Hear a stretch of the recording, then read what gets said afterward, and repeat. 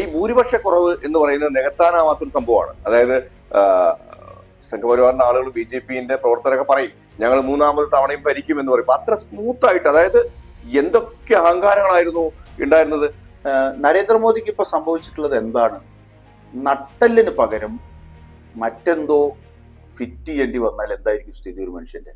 നരേന്ദ്രമോദിക്ക് ശീലമില്ലാത്ത വഴികളിലൂടെ നടക്കേണ്ടി വരുന്നു എന്നതാവും അദ്ദേഹത്തിന് മുമ്പിൽ കല്ലും മുള്ളും നിറഞ്ഞ പാതകളാണ് അദ്ദേഹത്തെ കാത്തിരിക്കുന്നത് എന്നതാണ്. മോദി ഗ്യാരണ്ടി എന്നുള്ള സാധനം അങ്ങ് അപ്രസക്തമാവുകയാണ്. അത് തീർന്നു, ആ നെഞ്ചളവിന്റെ അത് തീർന്നു.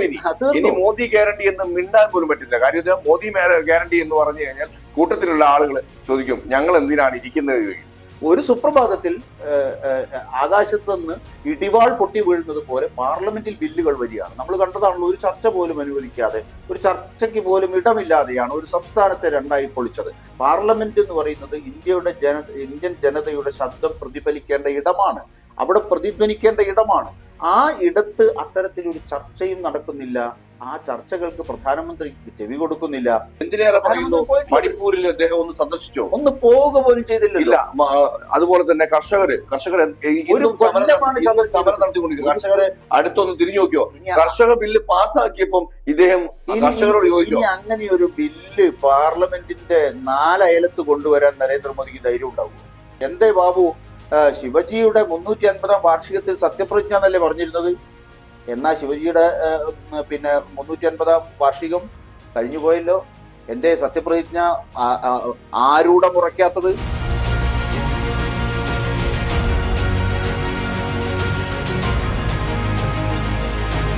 നമസ്കാരം. ഇത്തവണ BJP ജയിച്ച രീതി എല്ലാവർക്കും അറിയാം. അപ്പൊ അതുകൊണ്ട് തന്നെ അത്ര സ്മൂത്ത് ആയിട്ട് പോകാനുള്ള സാധ്യത വളരെ കുറവാണ്. രാഷ്ട്രീയ നിരീക്ഷകരൊക്കെ പറയുന്നത് വല്ലാത്ത രീതിയിലേക്ക് അട്ടിമറി നടക്കാൻ സാധ്യതയുണ്ട്. ഗവൺമെന്റ്, സർക്കാർ അത്ര കാലം ഭരിക്കാത്ത രീതിയിലേക്കൊക്കെ പോകും എന്നുള്ളതാണ്. മുൻകൂട്ടി ചെയ്തു വെച്ച പ്രശ്നങ്ങളൊക്കെ വല്ലാത്ത രീതിയിലേക്ക് ഇവരെ ബാധിക്കും എന്നുള്ളതാണ് എല്ലാവരുടെയും കണക്കൂട്ടല്. വിനോട്ടാ, ഇപ്പോ നരേന്ദ്രമോദി ഇനി ഒരു തവണയും കൂടെ പ്രധാനമന്ത്രിയായ എന്തായിരിക്കും അവസ്ഥ? മോദി 3.0 അതാണ് പുതിയ ഗവൺമെന്റ് അല്ലേ? മോദി 3.0 എന്തായാലും മോദി 1, മോദി 2 ഗവൺമെന്റുകളെ പോലെയേ ആവില്ല എന്നുള്ളത് തർക്കമില്ലാത്ത കാര്യമാണ്. അതിനോട് അത്ര ക്ലിയർ ആയിട്ട് പറയാൻ കാരണം ഭൂരിപക്ഷ കുറവ് തന്നെയാണ്. തീർച്ചയായിട്ടും ഈ ഭൂരിപക്ഷ കുറവ് എന്ന് പറയുന്നത് നികത്താനാവാത്തൊരു സംഭവമാണ്. അതായത് സംഘപരിവാറിന്റെ ആളുകൾ BJPന്റെ പ്രവർത്തകരൊക്കെ പറയും ഞങ്ങൾ മൂന്നാമത് തവണയും ഭരിക്കും എന്ന് പറയും. അത്ര സ്മൂത്ത് ആയിട്ട്, അതായത് എന്തൊക്കെ അഹങ്കാരങ്ങളായിരുന്നു ഉണ്ടായിരുന്നത്. ഞങ്ങള് അതാക്കും ഇതാക്കും പ്രശ്നങ്ങളാക്കും. സാധാരണ രീതിയിലേക്ക് ജനങ്ങൾക്ക് ജീവിക്കാൻ കഴിയാത്ത സിറ്റുവേഷനിലേക്ക് നിങ്ങൾ കൊണ്ടുപോയി എന്നുള്ളത് എല്ലാവരും അംഗീകരിക്കുന്ന കാര്യം. അതിനൊക്കെ കിട്ടിയ മറുപടിയാണ് ഉത്തർപ്രദേശിലൊക്കെ നല്ല രീതിയിൽ കിട്ടിയത്. അതിന്റെ സാധാരണ വിനോട്ടം പറഞ്ഞ പോലെ തന്നെ എഴുത്തില്ല, വായനയില്ല, അതുപോലെ തന്നെ വിവരമില്ല എന്ന് പറയുന്ന കുളിക്കില്ല എന്നൊക്കെ പറയുന്ന ആളുകളാണ് നിങ്ങൾക്ക് മറുപടി വന്നത് ഏറ്റവും കൂടുതൽ. ശരിക്കും ഞാൻ വിചാരിച്ച് അത്രത്തോളം വരില്ല. അവരൊന്നും അത്തരം തിരിച്ചറിയാൻ, ഭരണത്തിന്റെ ന്യൂനതകൾ തിരിച്ചറിയാൻ ആയിട്ടില്ല എന്ന് വിചാരിച്ച ആളാണ്. പക്ഷെ എന്റെ കാഴ്ചപ്പാട് വരെ തെറ്റിപ്പോയി. അല്ല, രാഷ്ട്രീയ വിവേകം, രാഷ്ട്രീയ ബോധം, രാഷ്ട്രീയമായിട്ട് പ്രതികരിക്കാനുള്ള ശേഷി, ഇതൊക്കെ എൻറ്റയർലി ഡിഫറെൻ്റ് ആണ്. അതൊന്നും സ്കൂൾ വിദ്യാഭ്യാസവുമായിട്ട് ബന്ധപ്പെട്ട കാര്യങ്ങളൊന്നുമല്ല. അത് മറ്റൊരു രാഷ്ട്രീയ ബോധ്യത്തിൽ നിന്നുണ്ടാകുന്ന പ്രതികരണ ശേഷിയാണ്. അത് താരതമ്യേന കേരളീയരിൽ നിന്ന് വ്യത്യസ്തമാണ് വടക്കേ ഇന്ത്യൻ ജനത. ഇന്ത്യയിൽ ഉടനീളം നടന്ന തെരഞ്ഞെടുപ്പുകളിലൊക്കെ അവരത് പ്രകടിപ്പിച്ചിട്ടുണ്ട്. അതാണ് യഥാർത്ഥത്തിൽ ഇന്ത്യയുടെ ജനാധിപത്യത്തിന്റെ ശക്തി എന്നുള്ള നിലയിൽ നമുക്ക് കണക്കാക്കാൻ കഴിയുന്നത്. നരേന്ദ്രമോദിക്ക് ഇപ്പൊ സംഭവിച്ചിട്ടുള്ളത് എന്താണ്? നട്ടലിന് പകരം മറ്റെന്തോ ഫിറ്റ് ചെയ്യേണ്ടി വന്നാൽ എന്തായിരിക്കും സ്ഥിതി ഒരു മനുഷ്യന്റെ? അല്ല, അവസ്ഥ പറയാതിരിക്കാണ്.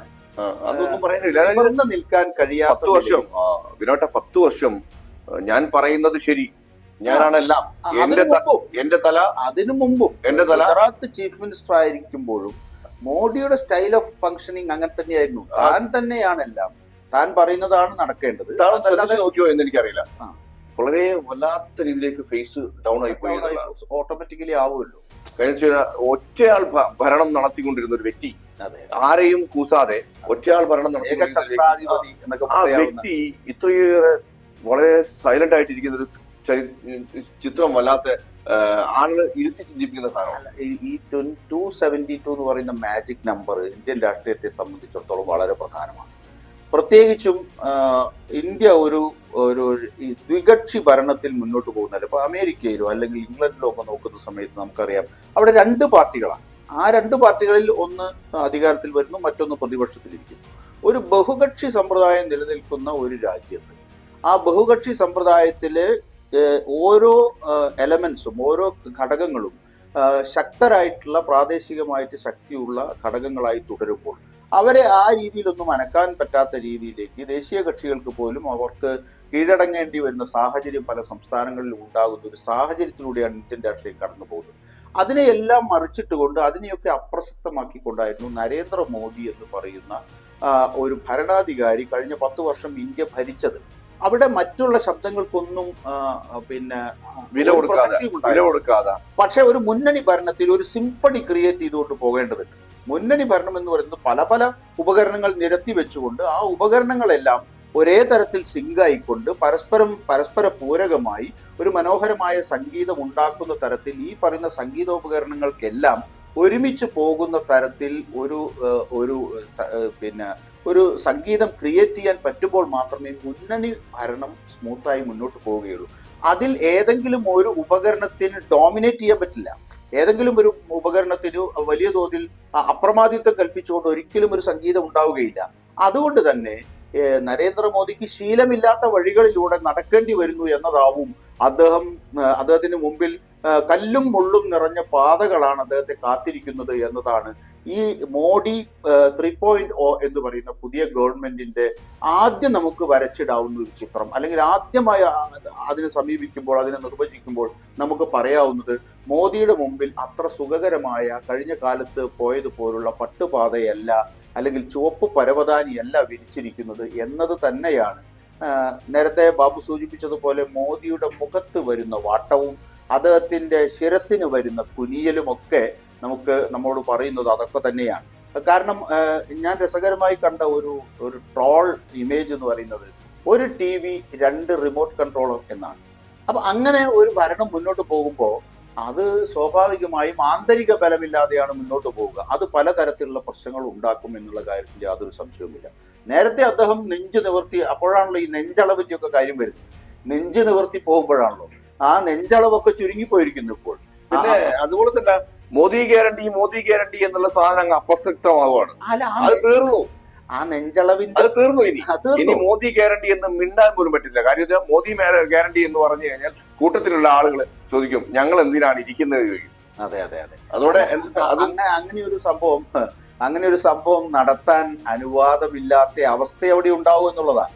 കാരണം മുമ്പ് BJPയുടെ യോഗങ്ങൾ കൂടുക, BJP ചർച്ച ചെയ്യുക, അത് നടപ്പാക്കുക, അത് NDAയിൽ ചർച്ച ചെയ്യുക, അത് അവരുടെ അംഗീകാരം തേടുക, എന്നിട്ട് പാർലമെന്റിൽ വരിക, പാർലമെന്റ് ചർച്ച ചെയ്യുക, ഇങ്ങനെയുള്ള പ്രോസസ് ഒന്നുമില്ലല്ലോ. നമ്മൾ തന്നെ നേരത്തെ പറഞ്ഞിട്ടുണ്ട്, ടെലിവിഷൻ ന്യൂസ് ചാനലിന്റെ സ്ക്രീനിൽ തെളിയുന്ന തരത്തിലുള്ള ബ്രേക്കിംഗ് ന്യൂസുകൾ പോലെയാണ് പാർലമെന്റിൽ ബില്ലുകൾ പോലും വന്നിട്ടുള്ളത്.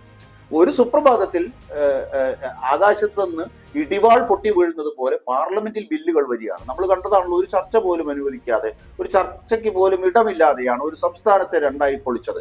അത് ശരിയാണോ തെറ്റാണോ എന്നുള്ളത് മറ്റൊരു കാര്യം. ജനാധിപത്യപരമായി പാർലമെന്റ് എന്ന് പറയുന്നത് ഇന്ത്യൻ ജനതയുടെ ശബ്ദം പ്രതിഫലിക്കേണ്ട ഇടമാണ്, അവിടെ പ്രതിധ്വനിക്കേണ്ട ഇടമാണ്. ആ ഇടത്ത് അത്തരത്തിലൊരു ചർച്ചയും നടക്കുന്നില്ല. ആ ചർച്ചകൾക്ക് പ്രധാനമന്ത്രി ചെവി കൊടുക്കുന്നില്ല, അവിടെ ഉയരുന്ന ചോദ്യങ്ങൾക്ക് മറുപടി കൊടുക്കുന്നില്ല എന്നൊക്കെ തരത്തിലാണ്. എന്തിനേറെ പറയുന്നു, മണിപ്പൂരിൽ അദ്ദേഹം ഒന്ന് സന്ദർശിച്ചോ? ഒന്ന് പോവുക പോലും ചെയ്തില്ല. അതുപോലെ തന്നെ കർഷകർ സമരം നടത്തിക്കൊണ്ടിരിക്കുന്നു. കർഷകരെ അടുത്തൊന്ന് തിരിഞ്ഞു നോക്കിയോ? കർഷക ബില്ല് പാസ്സാക്കിയപ്പം ഇദ്ദേഹം കർഷകരോട് ചോദിച്ചു, അങ്ങനെ ഒരു ബില്ല് പാർലമെന്റിന്റെ 4 അയലത്ത് കൊണ്ടുവരാൻ നരേന്ദ്രമോദിക്ക് ധൈര്യം ഉണ്ടാവും? ഇന്ത്യയിലെ ജനങ്ങൾ കൊടുത്ത മറുപടി ചെറിയ കാർഷിക മേഖലയുമായി ബന്ധപ്പെട്ട്, കർഷക സമരവുമായി ബന്ധപ്പെട്ട് പ്രവർത്തിക്കുന്ന ആളുകളുള്ള സംസ്ഥാനങ്ങളിലെല്ലാം BJPയുടെ ആ കോൺസ്റ്റിറ്റ്യുവൻസികളിലെല്ലാം BJPയുടെ സ്ഥാനാർത്ഥികൾ ദയനീയമായി പരാജയപ്പെടുന്ന സാഹചര്യം ഉണ്ടായി. ഇനി ഒരു ബില്ലുമായി അങ്ങനെ വരാനുള്ള ധൈര്യം നരേന്ദ്രമോദിക്കോ അമിത്ഷായ്ക്കോ ഉണ്ടാകുമോ? അമിത്ഷായുടെ കാര്യം അതല്ല, അമിത്ഷായെ തന്നെ പറ്റില്ല എന്നാണ് ഈ 2 പേർക്കും പറഞ്ഞിരിക്കുന്നത്. അതാണ് ഏറ്റവും വലിയ. അമിത്ഷായെ 4 അയലത്ത് അടുപ്പിക്കാൻ പറ്റില്ല എന്ന് പറയുന്ന രീതിയിലേക്ക് വന്നിരിക്കുന്നു. നമ്മള് ആധികാരികമായി വന്ന വാർത്തയല്ല കേട്ടോ. ശരിക്കും പല മാധ്യമങ്ങളിലും ഭരണത്തിന്റെ ഒരു നേതൃസ്ഥാനത്ത് നിന്നിരുന്ന ഒരു വ്യക്തിയാണ് ശരിക്കും അമിത്ഷാ. അമിത്ഷാ ആഭ്യന്തരമന്ത്രിയാണെങ്കിൽ പോലും പല ആളുകളെയും വരച്ച വരയിൽ നിർത്താൻ അദ്ദേഹത്തിന് കഴിയുമായിരുന്നു. പല അമിത്ഷാക്ക് ആഭ്യന്തര മന്ത്രിസ്ഥാനം കൊടുക്കാൻ പാടില്ല എന്ന നിലപാടാണ് ഈ രണ്ട് വരാൻ പാടില്ല. ചന്ദ്രബാബു നായിഡുവും നിതീഷ് കുമാറും ആവശ്യപ്പെട്ടത് എന്നാണ് അനൌദ്യോഗികമായി നമുക്ക് ലഭിക്കുന്ന വാർത്തകൾ. ഈ അമിത്ഷാക്ക് പോവാത്ത രാജ്നാഥ് സിംഗിന് വരുന്നുള്ള രീതിയിലാണ് ചർച്ചകൾ ഉയരുന്നത്. രാജ്നാഥ് സിംഗിന് നേരത്തെ ആഭ്യന്തരമന്ത്രിയായിരുന്നയാളാണ്. തീർന്നു അത്യാവശ്യം. അമിത്ഷായെ സംബന്ധിച്ചിടത്തോളം നമുക്കറിയാം, ഈ ഏജൻസികളെ, അന്വേഷണ ഏജൻസികളെ നമ്മൾ കണ്ടതാണല്ലോ. ചിദംബരം പോലൊരു റെപ്യൂട്ടഡ് ആയിട്ടുള്ള ഒരു മിനിസ്റ്ററുടെ വീടിന്റെ മതിൽ ചാടിക്കടന്ന് രാത്രിയുടെ യാമങ്ങളിൽ അദ്ദേഹത്തെ വളരെ ശ്രദ്ധേയനായിട്ടുള്ള ഒരു പാർലമെന്റേറിയനും മുൻ മന്ത്രിയും ഒക്കെ ആയിട്ടുള്ള പിന്നെ പി ചിദംബരത്തെ അറസ്റ്റ് ചെയ്ത് കൊണ്ടുപോയി 108 ദിവസം ജയിലിലടച്ച കാഴ്ച നമ്മൾ കണ്ടതാണ് അല്ലേ. അങ്ങനെ എത്ര ആളുകളെ, ഏതൊക്കെ ആളുകളെ, മുഖ്യമന്ത്രിമാരെ, അങ്ങനെ തുടങ്ങി എത്ര ആളുകളെ ഈ ആഭ്യന്തര വകുപ്പ് ഉപയോഗിച്ചു.